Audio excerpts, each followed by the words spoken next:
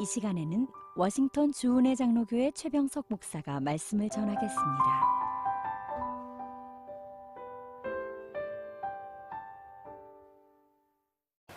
이 거룩한 주일에 하나님께서 우리에게 허락하신 말씀은 학개 1장 12절에서 15절 말씀입니다. 다 찾으신 줄로 알고 제가 읽겠습니다. 스알디엘의 아들 수룹바벨과 여호수아닥의 아들 대제사장 여호수아와 남은 모든 백성이 그들의 하나님 여호와의 목소리와 선지자 학개의 말을 들었으니 이는 그들의 하나님 여호와께서 그를 보내셨음이라. 백성이 다 여호와를 경외하매 그때에 여호와의 사자 학개가 여호와의 위엄을 받아 백성에게 말하여 이르되 여호와가 말하노니 내가 너희와 함께 하노라 하니라. 여호와께서 스알디엘의 아들 유다 총독 수룹바벨의 마음과 여호사닥의 아들 대제사장 여호수아의 마음과 남은 모든 백성의 마음을 감동시키시매 그들이 와서 만군의 여호와 그들의 하나님의 전공사를 하였으니 그때는 다리오 왕 제2년 6째 달 24일이었더라. 아멘. 저는 오늘 주신 말씀을 힘입어서 감동이라는 제목으로 말씀을 증거하고자 합니다. 작심삼일. 우리는 이 작심삼일이라는 말을 너무나도 잘 알고 있습니다. 심지어는 친숙하게 느껴지기도 합니다.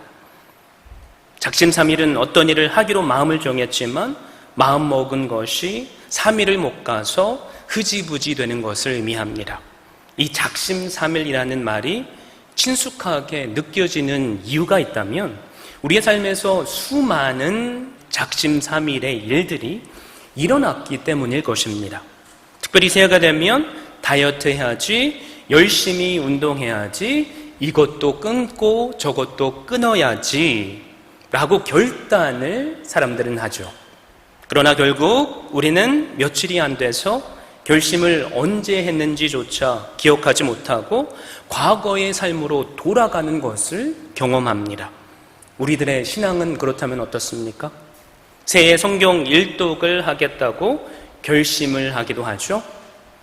새벽 예배에 잘 참석해 보겠노라고 다짐도 하기도 합니다. 그리고 주일 말씀을 들을 때 마음속으로 그래, 내가 이제부터 저 들은 말씀대로 살아야겠다. 성경을 매일 읽어야지. 오늘 주신 말씀을 힘입어서 이번 주는 한 사람만이라도 복음을 전해봐야지 등등 여러 다짐을 하기도 합니다. 여러분 그런데 어떻죠? 예배당에서 발을 세상으로 한 걸음 내딛는 순간 마음속의 다짐들은 어느새 새 장에 갇혀있던 새가 열린 문으로 달아나듯 사라져버립니다. 사랑하는 성도 여러분, 이런 모습은 우리들만의 모습만은 아니었습니다. 우리가 지난주에 살펴본 이스라엘 백성들의 모습이기도 합니다. 이스라엘 백성들은 바벨론 포로의 삶을 살 때 소원이 있었습니다.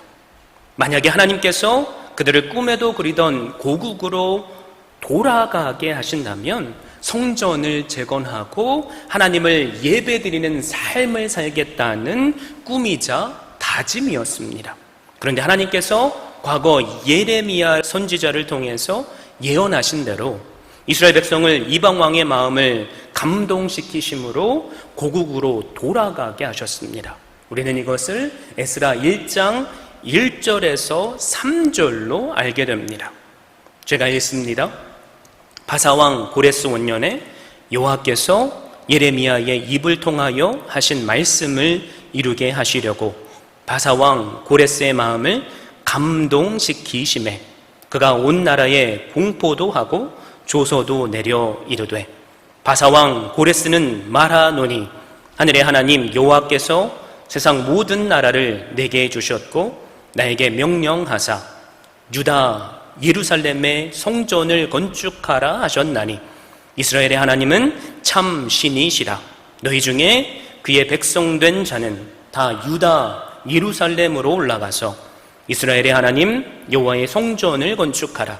그는 예루살렘에 계신 하나님이시리라. 바벨론을 정복한 페르시아, 즉 바사 왕이죠. 고레스는 식민지 백성들에게 포용 정책을 썼습니다. 그래서 각자 자기 나라로 돌아가도 좋다는 조서를 내립니다.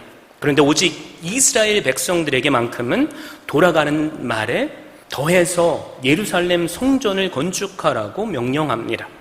하나님께서 당신의 예언, 즉 약속을 이루시기 위해 이방나라 왕의 마음을 감동시키셨기 때문입니다. 그래서 수룹바벨을 중심으로 1차 포로 기환의 기회가 주어집니다. 그렇게 돌아온 이스라엘 백성들은 성전을 재건축하기를 시작합니다. 그런데 그 일이 그만 작심삼일이 되어버렸습니다. 그들에게도 우리처럼 그럴싸한 이유가 있었습니다. 그 이유는 사마리아 사람들이 방해했기 때문입니다. 수룹바벨이 성전을 건축하지 못하도록 사마리아 사람들은 모든 방법을 동원해서 방해했습니다. 심지어는 바사왕 아닥사스다의 조서를 받아서 권력으로 성전 건축이 중단되도록 만들었습니다. 그래서 성전은 무려 15년 동안 황폐하게 내버려집니다. 사랑하는 성도 여러분, 그런데 우리가 함께 읽은 1장 14절을 보면 작심삼일이었던 이스라엘 백성에게 놀라운 변화가 일어났습니다. 그들이 다시 성전을 건축하기 시작한 것입니다. 놀라운 것은 이번에는 작심삼일이 아니라 성전 건축을 끝까지 마무리했다는 것입니다. 무려 4년 동안 그들은 그 일을 감당합니다. 사랑하는 성도 여러분, 이스라엘 백성들은 과거 이런저런 핑계를 댔던 동일한 백성들입니다. 무슨 말입니까? 사람들이 바뀌지 않았다는 말입니다. 그리고 환경도 전혀 바뀌지 않았습니다. 여전히 사마리아 사람들의 방해가 있었고 왕이 내린 성전 건축 금지라는 조서도 유효합니다. 그런데 도대체 어떻게 이 이스라엘 백성들은 성전 건축을 시작할 수 있었습니까? 아니, 작심삼일이 아니라 성전 건축을 방해 속에서도 어떻게 마무리할 수 있었겠습니까? 여러분, 그 답이 오늘 주신 말씀 14절에 나옵니다. 여호와께서 스알디엘의 아들 유다 총독 수룹바벨의 마음과 여호사닥의 아들 대제사장 여호수아의 마음과 남은 모든 백성의 마음을 감동시키시매 그들이 와서 만군의 여호와 그들의 하나님의 전 공사를 하였으니. 여러분, 14절에 3번씩이나 반복되는 단어가 있습니다. 혹시 그 단어가 무엇인지 아시겠습니까? 그 단어는 바로 마음이라는 단어입니다. 하나님께서 지도자 수룹바벨의 마음, 여호수아의 마음을 감동시키셨습니다. 그리고 2절에서는 하나님과 상관없는 말로 표현된 이 백성을 이제는 남은 백성으로 말씀하시며 감동시키셨습니다. 바로 이 감동하시는 하나님의 은혜가 작심삼일이었던 이스라엘 백성들이 성전 건축을 마무리하게끔 한 유일한 이유입니다. 감동. 우리는 이 단어를 들으면 감정적인 동요라고 생각하기 쉽습니다. 우리가 과거 찬양을 부를 때 느꼈던 마음의 흥분을 그래서 떠올릴 수 있습니다. 그리고 말씀을 들었을 때 뜨거워졌던 마음, 흥분했던 마음이라고 생각할 수도 있습니다. 과거 우리에게 이런 감정적인 동요들이 한두 번쯤은 있었지 않습니까? 그런데 그 감동이 지금까지 지속되지 않는다는 것이 문제입니다. 그 감동이 작심삼일로 그쳐버렸다는 것이 문제입니다. 그렇다면 본문에서 말씀하는 감동이 도대체 무엇입니까? 이 감동은 감정의 동요를 일으키는 것만이 아닙니다. 여기서 말하는 마음은 우리의 영을 말합니다. 창세기 6장 3절에 보면 여호와께서 이르시되 나의 영이 영원히 사람과 함께하지 아니하리니 이는 그들이 육신이 됨이라. 그러나 그들의 날은 120년이 되리라 하시니라 라고 했습니다. 여기서 육신이 되었다는 말은 그냥 몸을 말하는 것이 아니라 하나님과 교제가 끊긴 죽은 영이 되었다는 말입니다. 우리의 영은 범죄함으로 죽었습니다. 그런데 요엘서에 보면 하나님께서 다시 영을 부어주신다는 표현이 나옵니다. 요엘서 2장 28절 말씀입니다. 그 후에 내가 내 영을 만민에게 부어주리니 너희 자녀들이 장래의 일을 말할 것이며 너희 늙은이는 꿈을 꾸며 너희 젊은이는 이상을 볼 것이며 라고 했습니다. 그러므로 본문이 말하는 감동은 하나님의 영이 임했기에 그들이 각성해서 깨달았다는 말입니다. 한마디로 말씀드리자면 뭐죠? 성령 충만케 하시는 하나님의 역사를 말합니다. 무슨 말입니까? 이스라엘 백성들이 메말라 있던 자신들의 육체에 하나님께서 하나님의 영을 부어주시자 성령 충만하게 되었다는 말입니다. 오순절 다락방에서 기도하던 제자들에게 불같이 임하셨던 성령이 그들에게 임했습니다. 과거 오순절 다락방에서 모여있던 제자들은 어떤 제자들입니까? 예수님께서 십자가에 달려 죽으시자 자신들조차도 죽을 것을 두려워하며 숨어 있었던 제자들입니다.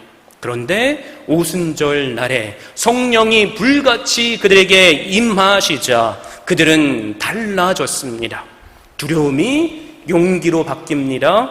그래서 죽음조차 더 이상 그들을 가둘 수 없었습니다. 나가서 그래서 용감하게 복음을 증거합니다. 그리고 병든 자가 치유를 받는 성령의 역사를 경험합니다. 하루에 수천 명이 주님 앞에 돌아오게 되는 놀라운 성령의 역사를 두 눈으로 보게 됩니다. 바로 이런 성령 충만하심의 역사가 이 핑계 저 핑계를 대고 성전 건축을 주저하던 백성들에게 일어났다는 말입니다. 사랑하는 성도 여러분, 저는 이 시간 우리 모두에게 이 하나님께서 성령 하나님으로 감동케 하시는 은혜가 임하기를 바랍니다. 우리 모두에게 하나님의 성령이 충만하게 부어지는 은혜가 임하기를 바랍니다. 아멘이십니까? 우리가 어떻게 이런 성령 충만의 은혜를 그렇다면 받을 수 있습니까? 그것은 바로 내가 죄인임을 깨닫고 회개하며 예수 그리스도를 죄에서부터 구원하신 구세주로 믿으면 됩니다. 예수 그리스도께서 이 땅에 오신 이유가 무엇입니까? 바로 성령 하나님을 우리에게 부어주시기 위함입니다. 그것을 깨닫게 하시기 위해서 예수 그리스도께서 이 땅에서 과거 말씀을 가르치셨습니다. 그리고 복음을 증거하셨습니다. 모든 약한 것과 병들로부터 우리를 치유해 주셨습니다. 그리고 예수 그리스도를 믿는 우리에게 성령 하나님을 선물로 보내주셨습니다. 베드로가 사도행전 2장 38절에 보면 이렇게 선포하죠. 너희가 회개하여 각각 예수 그리스도의 이름으로 세례를 받고 죄 사함을 받으라. 그리하면 성령을 선물로 받으리니. 오늘 예수 그리스도를 믿는 우리에게 성령 충만한 은혜가 임할 줄을 믿습니다. 자, 그렇다면 예수 그리스도를 믿는 우리는 어떻게 하나님께서 우리 마음을 막대기처럼 메말라 버린 우리 마음을 성령 하나님으로 감동하시도록 내어드릴 수 있겠습니까? 그것은 바로 하나님의 말씀을 경청하고 또 경외하는 것입니다. 12절 말씀이죠. 스알디엘의 아들 수룹바벨과 여호사닥의 아들 대제사장 여호수아와 남은 모든 백성이 그들의 하나님 여호와의 목소리와 선지자 학개의 말을 들었으니 이는 그들의 하나님 여호와께서 그를 보내셨습니다. 백성이 다 여호와를 경외하매. 선지자 학개가 이스라엘 백성들에게 하나님의 말씀을 선포했습니다. 그러자 이스라엘 백성들은 어떤 반응을 보였습니까? 그들은 하나님의 말씀을 들었습니다. 그리고 하나님을 경외했습니다. 우리가 어떻게 하면 하나님을 경외하는 마음으로 하나님의 말씀을 청종할 수 있습니까?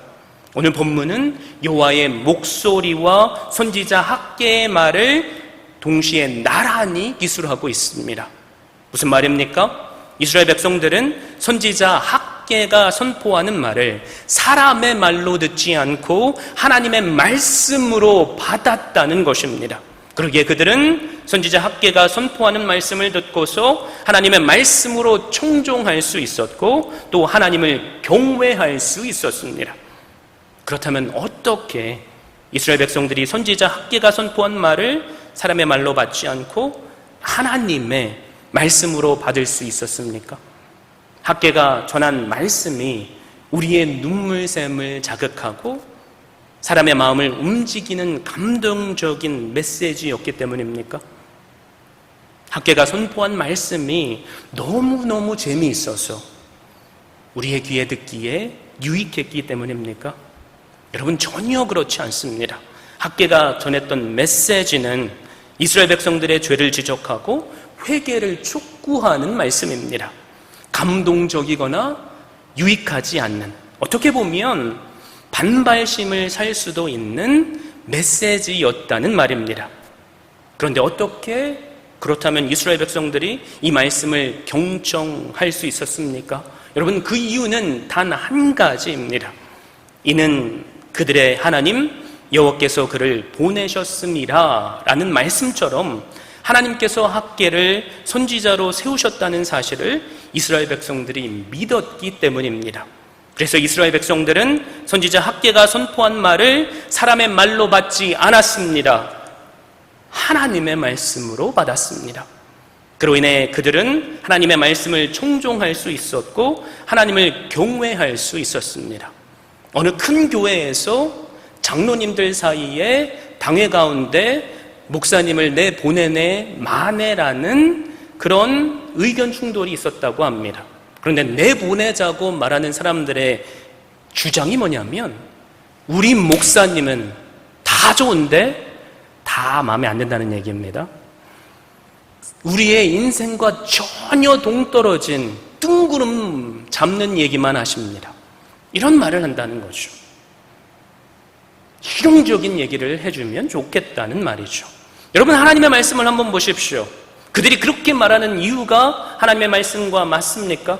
오늘 주신 말씀도 성경의 수많은 말씀도 사실 우리의 인생과는 너무나도 떨어져 보이는 말씀입니다. 그러니까 우리의 이성으로 때로는 이해가 되지 않죠. 이렇게 하면 분명히 손해인데 성경은 그렇게 하라고 말씀합니다. 자, 그렇다면 목사로서 하나님의 말씀을 대언하는데 사람의 귀에 유익한 말들을 증거해야겠습니까? 여러분, 이 생각이 어느 특정 교회의 생각이 아닙니다. 저도 그런 말을 때론 듣기도 합니다. 목사님, 다 좋은데 별로 마음에 안 와닿아요. 왜 안 와닿죠? 나랑 전혀 상관없는 뜬구름 없는 이야기라고 생각하기 때문이지 않습니까? 그런데 우리의 삶 가운데 하나님의 성령이 임하는 것은 말씀을 대언하는 자의 그 선포되어지는 그 말씀을 하늘의 하나님의 음성으로 들을 때만 일어납니다. 왜 그렇습니까? 하나님께서 사람을 사용하셔서 이스라엘 백성들의 마음을 감동시키기 때문입니다.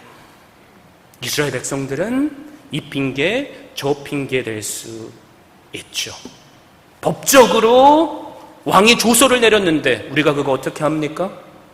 에이, 말도 안 되는 소리 하지 마십시오. 조금만 더 기다려 봅시다. 하나님께서 그 왕의 마음을 움직여서 성전을 건축하라고 조서를 내릴지도 모르지 않습니까? 이거 우리가 하지 못하는 겁니다. 이렇게 핑계를 낼 수도 있죠. 그런데 이들이 하나님 말씀에 순종할 수 있었던 이유 무엇입니까? 학계 그 선지자의 말을 누구의 말이죠? 살아계신 하나님의 말씀으로 들었습니다. 그런 그들에게 성령 하나님의 감동하시는 은혜가 임합니다.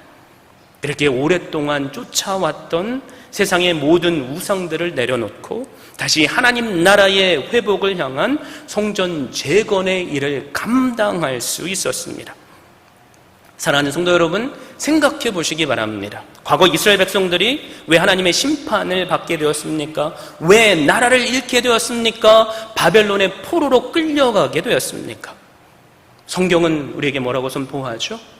역대하 36장 16절, 17절에 그 답이 나옵니다. 그의 백성이 하나님의 사신들을 비웃고 그의 말씀을 멸시하며 그의 선지자를 욕하여 여호와의 진노를 그의 백성에게 미치게 하여 회복할 수 없게 하였으므로 하나님이 갈대아 왕의 손에 그들을 다 넘기심에 그가 와서 그들의 성전에서 칼로 청년들을 죽이며 청년 남녀와 노인과 병약한 사람을 긍휼히 여기지 아니하였으며 이스라엘 백성들이 하나님께서 세우신 하나님의 종들을 비웃고 멸시했기 때문입니다. 그들은 하나님의 종들이 선포하는 말을 하나님의 말씀으로 듣지 않았습니다. 인간의 말로 듣고 판단했습니다.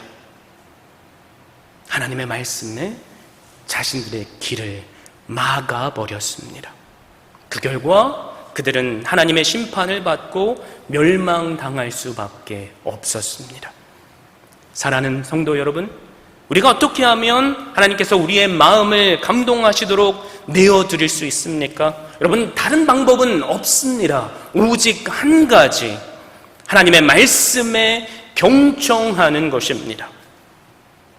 하나님의 말씀을 사람의 말로 받지 않고 내가 듣기에 힘들고 지키기 어려울지라도 상식에 어긋난다고 느낄지라도 그 말씀을 경청하며 순종하는 것입니다. 그럴 때 우리에게 살 길이 임할 줄 믿습니다. 학개 선지자는 1장 5절과 7절에서 반복해서 이스라엘 백성들에게 선포하죠. 너희는 너희 행위를 살필지니라. 그러면서 학개 선지자는 이스라엘 백성들에게 구체적으로 그들의 잘못된 행위가 무엇인지 선포합니다. 하나님의 성전은 황폐해졌습니다. 그럼에도 불구하고 그들 자신들은 아름다운 편벽한 집에 거하고 있습니다. 여호와의 전을 건축할 시기가 이르지 아니하였다. 이 말씀처럼 이스라엘 백성들은 이 핑계 저 핑계를 내면서 하나님의 성전을 황폐한 채로 방치해 두고 있었습니다. 그러면서도 그들은 각자가 자신들의 집 꾸미기에는 빨랐습니다. 자신들의 집을 짓고 자기들의 집을 아름답게 꾸미는 일에는 열심이었다는 말입니다. 그 결과 그들에게 우리가 지난주에 함께 나눴던 말씀처럼 한죄, 즉 가뭄이 임했습니다. 여러분, 히브리어 성경을 보면 한죄라는 단어와 성전이 황폐되었다 했을 때 황폐라는 단어는 발음이 약간 다를 뿐 철자는 똑같습니다. 이스라엘 백성들이 하나님의 성전을 황폐한 채로 내버려 두었기 때문에 그들도 한죄를 당해 황폐한 삶을 살 수밖에 없었다는 말입니다. 이스라엘 백성들은 학개 선지자가 선포한 말씀을 통해서 자기들의 행위가 잘못되었다는 것을 깨달았습니다.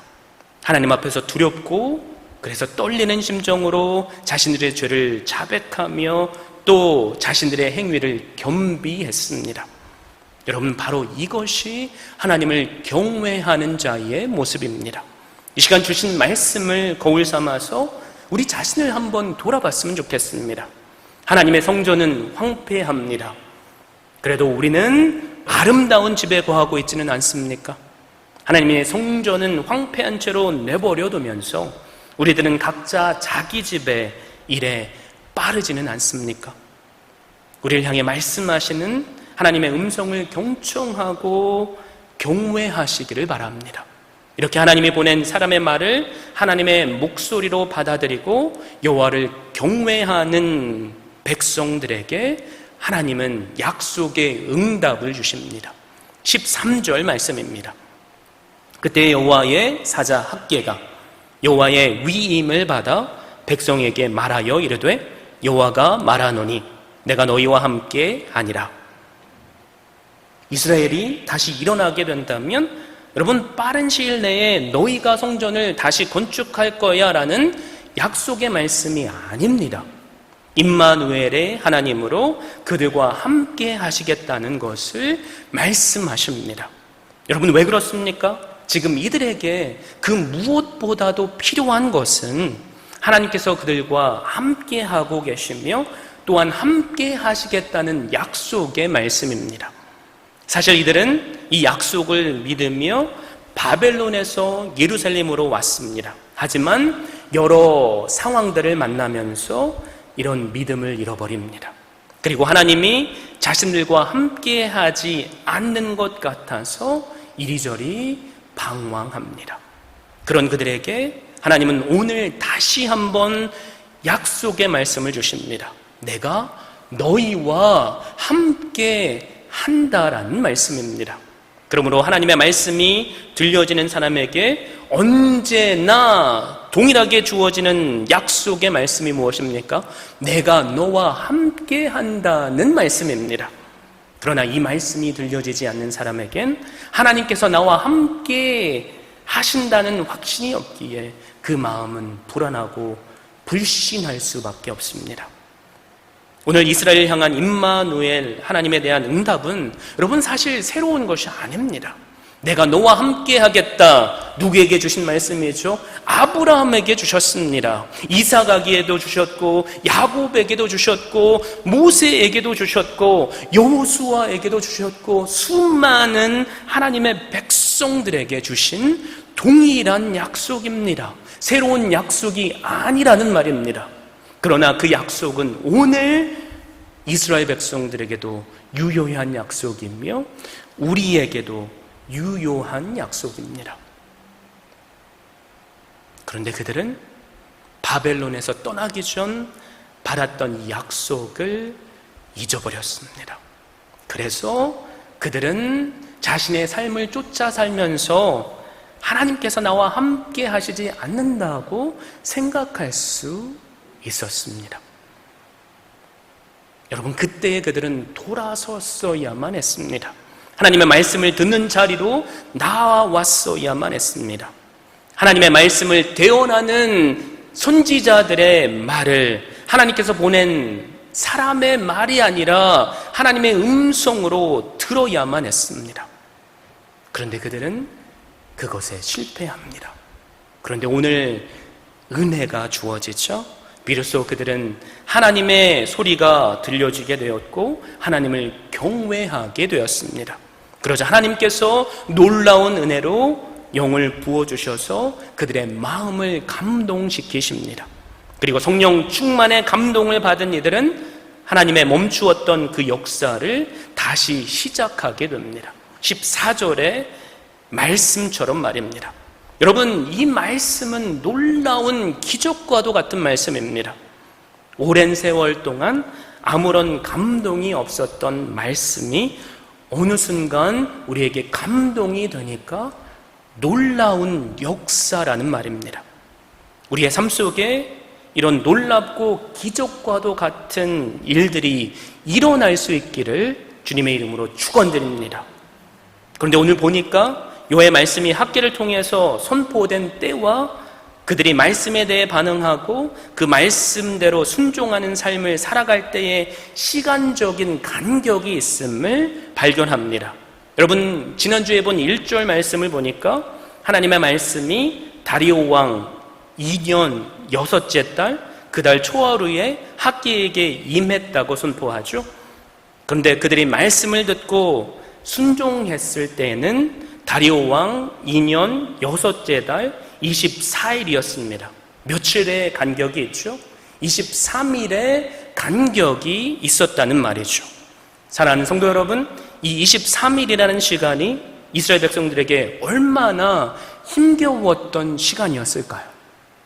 말씀과 현실 사이에서, 그리고 약속과 환경 사이에서 영적으로 갈등했을 이스라엘이 떠오르지 않습니까? 마치 오늘 이 땅에서 살고 있는 우리가 겪는 갈등과도 너무나도 비슷합니다. 그렇다면 이들은 도대체 어떻게 이 시간을 지내며 결국은 말씀에 순종할 수 있었습니까? 1장 1절에 보면 이렇게 말씀하죠. 다리오 왕 제2년 6째 달 곧 그 달 초하루에 여호와의 말씀이 선지자 학개로 말미암아 스알디엘의 아들 유다 총독 수룹바벨과 여호사닥의 아들 대제사장 여호수아에게 임하니라. 이 1절의 말씀처럼 하나님의 말씀은 가장 먼저 지도자들에게 임했습니다. 그리고 이 말씀을 들은 지도자들은 백성들에게 전했을 것입니다. 무슨 말입니까? 이 23일 동안 지도자들이 먼저 솔선수범해서 백성들에게 하나님의 말씀을 전했다는 말입니다. 여러분의 가정에 변화를 소망하고 있습니까? 우리 교회가 변화되기를 바랍니까? 이 사회가, 나라가 변화되기를 소망하십니까? 나 한 사람, 나 먼저 하나님의 말씀을 경청하고 경외함으로 성령 하나님의 감동하시는 은혜를 누리면 됩니다. 그러면 그 은혜가 나를 통해 내 가정에, 교회에, 사회에 자연스럽게 흘러 들어갑니다. 그러므로 가정이나 교회나 나라나 지도자들이 너무나도 중요합니다. 혹시 내게 하나님께서 귀한 직분을 허락하여 주셨습니까? 다른 사람들을 비판하는 것이 아니라 나 먼저 하나님 말씀에 경청하고 그 하나님을 경외하며 그 말씀에 순종할 수 있기를 바랍니다. 삶으로 내 옆에 있는 내 자녀들에게, 내 이웃에게, 내 교회의 식구들에게 그 메시지를 보여줄 수 있기를 바랍니다. 여러분, 더 중요한 것 한 가지가 있습니다. 유대인들의 원력으로 6월은 우리가 오늘 지키고 있는 9월에 해당합니다. 추수를 앞두고 있을 때입니다. 무슨 말이죠? 육신적으로 매우 바쁜 때였다는 것입니다. 과거의 이스라엘 백성들이었다면 지금은 때가 아닙니다, 추수를 해야죠 라고 핑계를 냈을 것입니다. 그런데 이스라엘 백성들은 과거처럼 더 이상 자신들의 유익을 먼저 생각하지 않았습니다. 이제는 하나님의 나라와 하나님의 의를 먼저 구하는 심정으로 하나님께서 원하시는 일, 곧 성전을 건축하는 일에 삶의 우선순위를 두었습니다. 이 23일간의 기간 동안 지도자들을 통해서 전해진 말씀이 계속해서 쉬지 않고 여전히 흔들리고 있는 이스라엘 백성들에게 전해지고 전해졌기 때문입니다. 하나님은 어제나 오늘도 동일하게 우리에게 말씀하시고 우리에게 도전하십니다. 내가 너희와 함께 하노라 약속하십니다. 말씀에서 벗어나 이 확신이 무너지는 순간 우리는 어쩌면 다시 과거 모든 것이 무너졌던 그때로 돌아가게 될지도 모릅니다. 하나님이 함께 하시지 않고 있다고 생각하며 하나님을 떠난 삶을 살 수밖에 없습니다. 그러므로 이 시간 우리에게 주시는 모든 말씀들이 하나님의 음성으로 들려지게 되는 놀라운 은혜가 있기를 바랍니다. 그 음성을 전하는 자를 하나님께서 보내셨다는 분명한 믿음을 가지고 선포되는 그 말씀에 귀를 기울이시기를 바랍니다. 그러면 다시 하나님을 경외하게 되는 귀한 은혜가 주어집니다.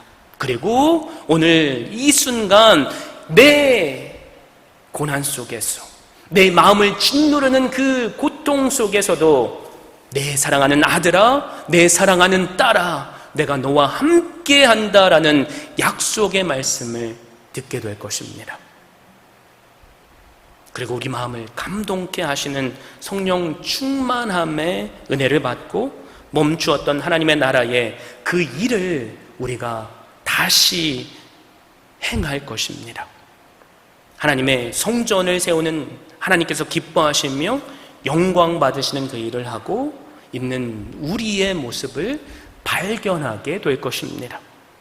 오늘도 주신 말씀을 나의 말씀으로 받아들이고 경외하심으로 그 말씀이 나를 감동시키시고 내 삶 속에서 완성되어져 가고 있음을 삶으로 누리고 즐거워하는 주님의 교회 모든 성도님들 되시기를 주님의 이름으로 축원드립니다. 지금까지 워싱턴 주은혜 장로교회 최병석 목사였습니다. 주은혜 교회는 오직 하나님만을 높이고 말씀만이 선포되며 제자를 세워 세상을 변화시키는 교회입니다. 이를 위해 첫째, 하나님만을 예배하는 교회, 둘째, 가정을 세우는 교회, 셋째, 다음 세대를 깨우는 교회, 넷째, 세계 선교에 헌신하는 교회, 다섯째, 제자 삼는 교회. 이상 5가지의 핵심 가치를 두고 섬기고 있습니다. 워싱턴 주은혜 장로교회 주일 예배는 오전 11시, 수요 예배는 오후 8시, 새벽 예배는 화요일부터 토요일 오전 6시에 드리며 주소는 12851 나이트 아크로드, 페어팩스, 버지니아 22030입니다. 여러분을 예배의 자리로 초청합니다.